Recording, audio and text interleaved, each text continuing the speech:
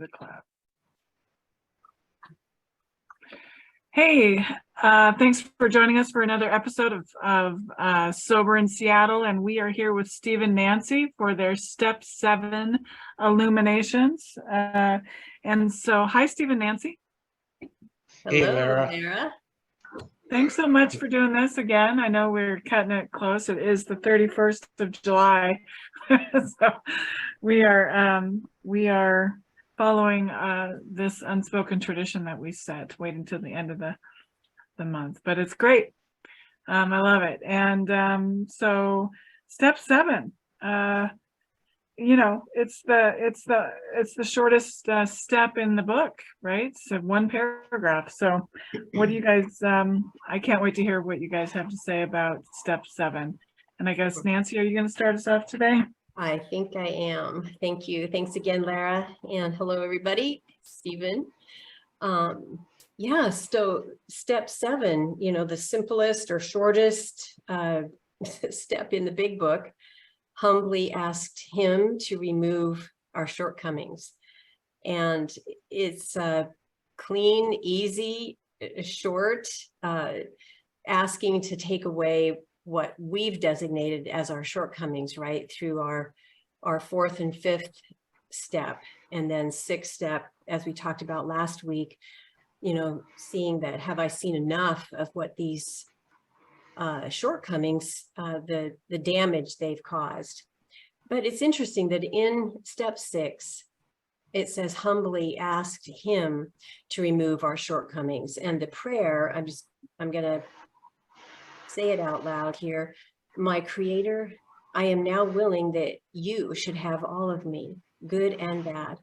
I pray that you now remove from me every single defect of character which stands in the way of my usefulness to you and my fellows. Grant me strength as I go out from here to do your bidding. Amen. So the tack that it takes in step 7, it seems to me, is that I am setting aside what I think I know, right? What should be removed, what should stay.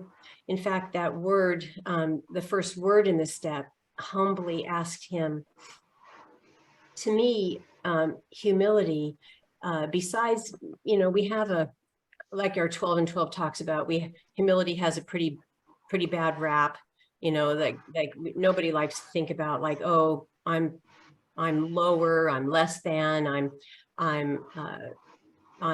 the doormat, whatever. But to me, humility is simply saying, I don't know. I think that's what humility is to me, that at least in this context, humbly asked him because I don't know. God knows what should stay. God knows what gets removed. If I give him a list of my defects, like, please, okay, God, here's a list I came up with, you know, victimhood, unfairness, self-pity, need for approval, need to control, you know, please take all these away. Well, you know, if I'm humbly asking him, then I'm asking for whatever's standing in the way of my usefulness to God and my fellows and to myself. And it could be that some of those still have use, at least, or that I still have some things to learn about who I am and who God is. And that is the whole point, I think, of our program, is to bring us into right relationship with God, and a relationship that works, right? A deep and effective spiritual experience. And that is beyond what this mind knows, you know, but it is this increasing willingness to follow the rest of the steps, you know, and to do with me as thou wilt, right? Not let's, now I can live a better ego-driven life now that I've cleaned up this ego, this ego self. So in another aspect of it that I didn't really think of until I started thinking about this step is that if I think I know what should be removed, I'm already at odds with what is going on. And I'm kind of saying, like, I don't like this, remove it.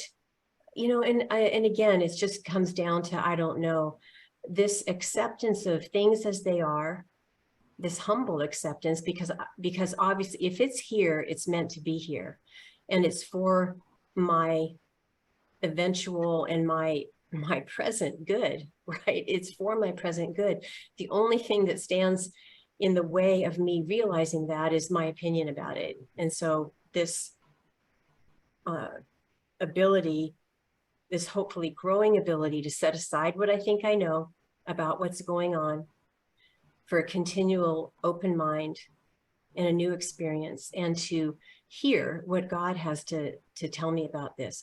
Now, it doesn't mean that, if I have an issue with control and approval, these things are going to come up in my life. And I might see them with even more clarity, which is all good, which is very good. And as long as I have something to learn from that, and usually from my experience, I'm not writing a PhD, a dissertation about it. I am sitting with it and looking at it and saying, like, this has caused me and others problems and suffering, and I give it to you. I'm ready, and I'm humbly asking you, at least for a new insight about this, towards its eventual removal, so that my life can be a demonstration, right? Progress, spiritual progress is made, and claimed. And if it weren't for that, then I don't know what we're doing. We're working the steps and working with others and going to meetings and talking about our experience, strength, and hope. But it is this idea for me, that humbly asked him to remove our shortcomings. And also, these shortcomings are rooted in thought, in my beliefs. And that is where they are, I guess, untied is a good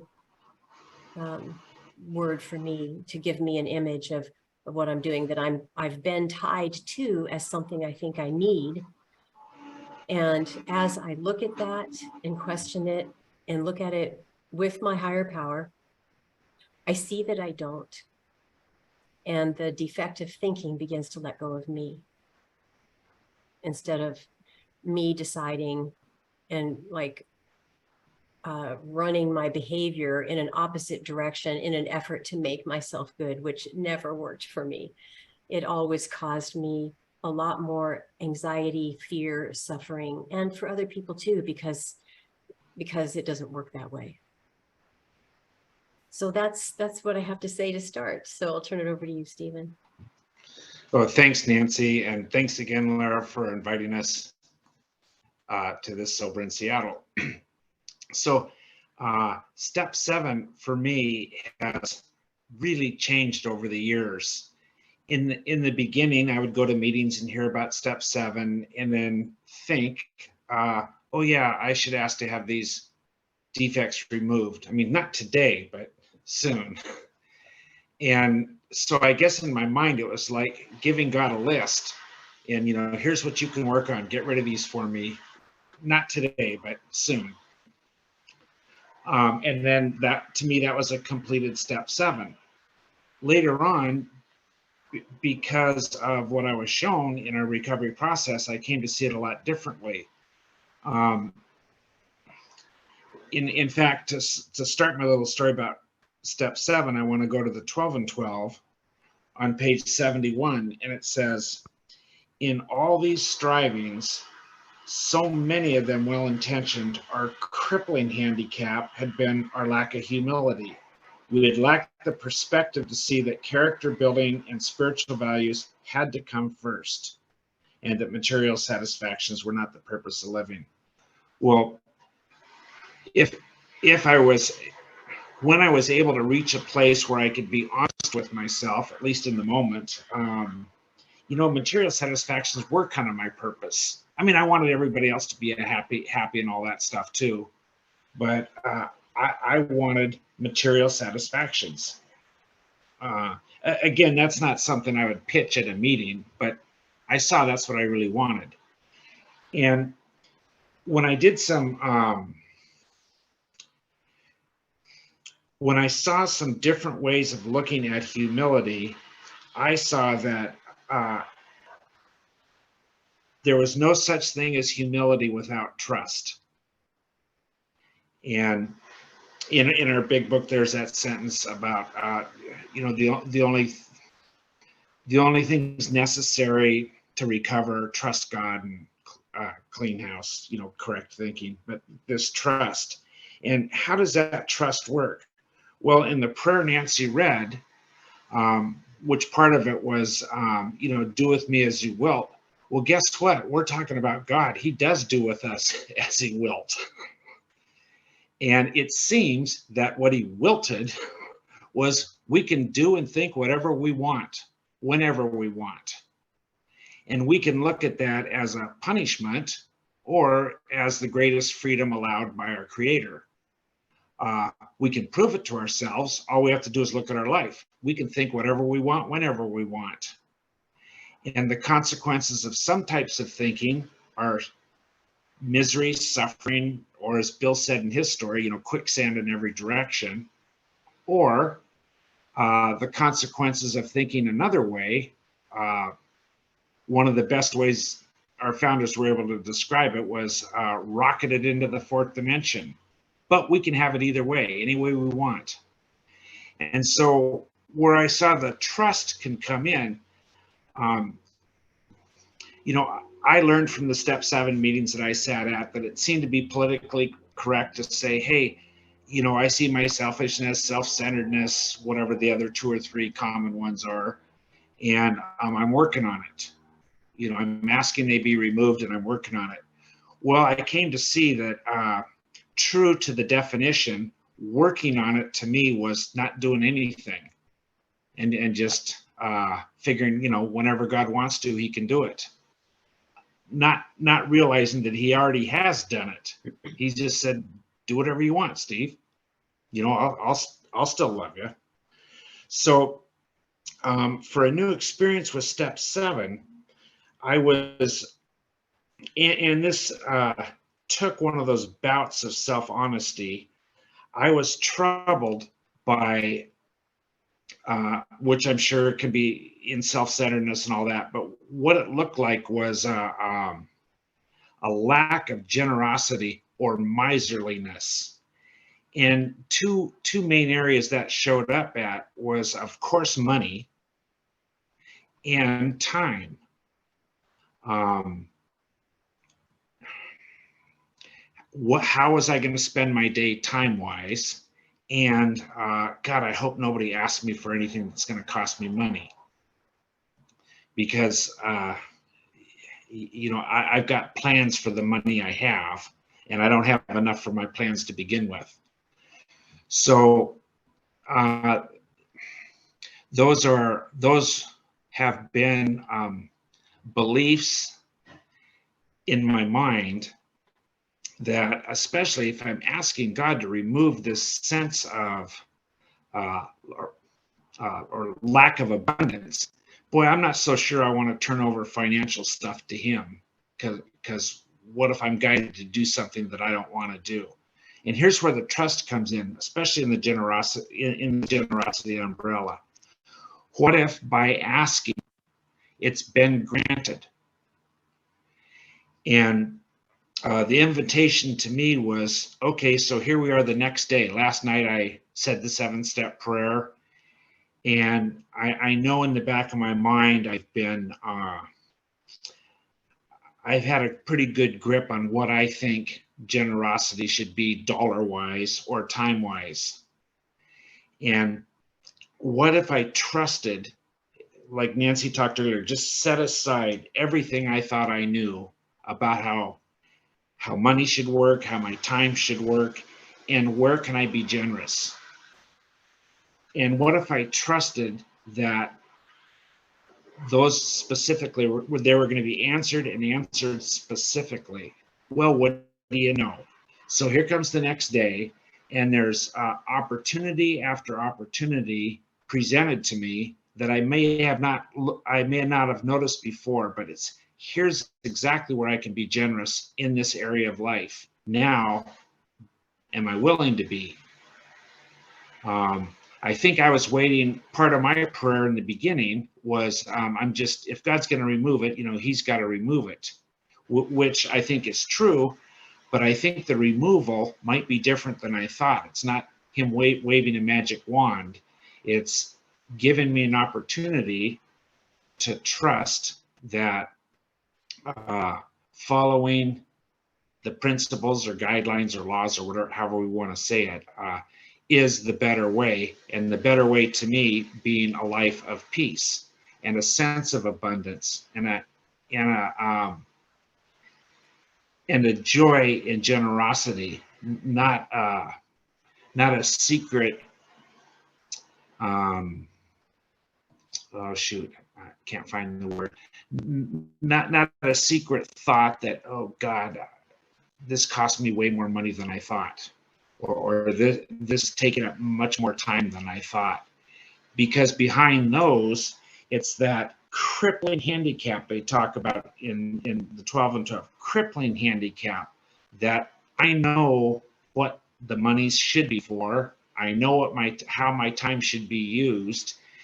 And am I willing to trust that there's a better way than the way I've figured, than the way I've done it my whole life, which it's not hard to find the proof there. There's been a lot of misery and dissatisfaction in my life. So I think step 7, it's a step that we can prove to ourselves that the recovery process works, personal to us. And again, like Nancy mentioned, in step 6, it's just, have we seen enough of what our life looks like right by ourselves? Have we just seen enough? And step 7 is, to me, is the proof. I can say the 7th step prayer. I can I ask him to remove our shortcomings and use the word humbly first, just like it says, in the steps. Humbly ask him. That means, I think, full trust that what if they have been removed? How would we even know it if we didn't trust as we went through our life the very next day or the day after that? So in the end, I think the shortcomings, selfishness, self-centeredness, lack of generosity, whatever we want to say there, they're just the effects of what our true belief and trust is. And when I feel miserly or at odds with the circumstance, and at odds with the circumstance to me is, here's a chance that I can be generous. And geez, I'm not going to do it because I was going to spend this money somewhere else. Just the trust that the opportunity's here to take advantage of today if I want it. Okay, so that's pretty much that on that, but I still got a little story. Just yesterday, Nancy was over here and I got a text from an AA friend, and the AA friend asked me to do something that I didn't want to do. And so I'm showing the text to Nancy and I'm saying, in my highest spiritual sense, I'm saying, Jesus Christ, and why would you ask me this? I'm not going to do it.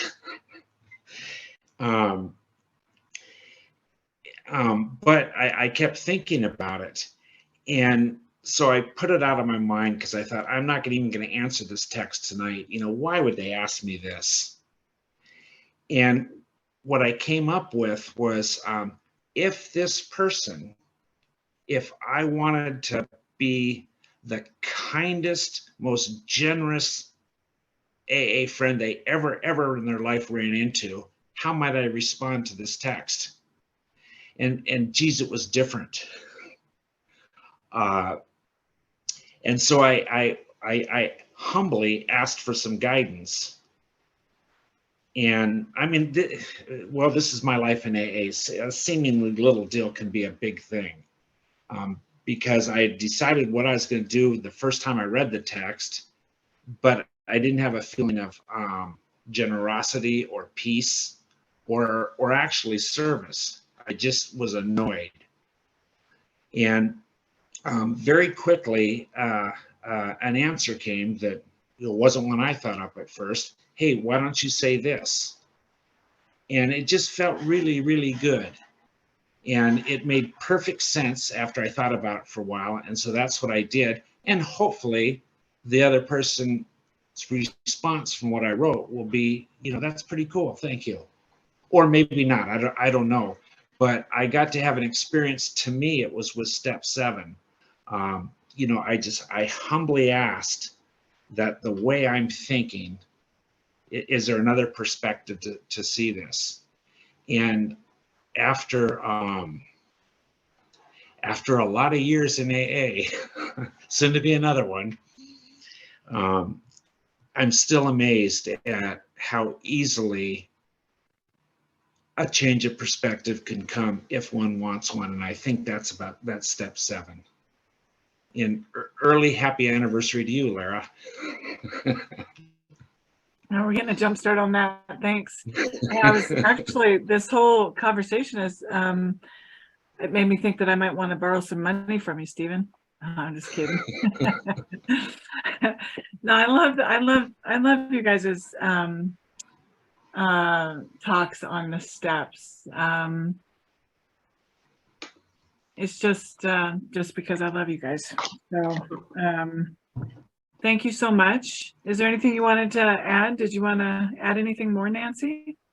Only, thank you, Stephen, for your story and the perspective, and the story. That was great. I think our step 7 in the 12 and 12, which I know when I first went through the steps, that one paragraph, I was lost. I didn't know what to do. And I took to the 12 and 12, which helped me grasp what they're trying to talk about. And this idea of putting God reliance first. And it says in here that basic ingredient of all humility is a desire to seek and do God's will.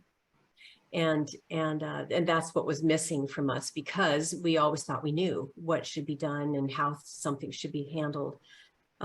So this humility, this acceptance and awareness of what's going on, and the humility to ask, I don't know, God does, right? And we are promised that we will have an answer, which Stephen just demonstrated. So it's a beautiful step, one that in my working of it, it's required more stepping back than charging forward until I was given some clarity and peace around any topic. And that has definitely grown over time. It's not necessarily listen to me, I got something to say, but it is, wow, a stepping back to looking at what I'm thinking about what's going on, and to look at that, with my higher power, and then ask what to do. And that's it. I like that. I especially like that step 7 turns out to be something different than I originally thought it was going to look like. That the taking away of the defects happened in a way that I wasn't anticipating. So I like that part. All right. Well, thanks, you guys. See you Wednesday. See you Wednesday. Yes, you will. Yes. Thank Okay. you. Okay. Thank you. Thank you. Bye.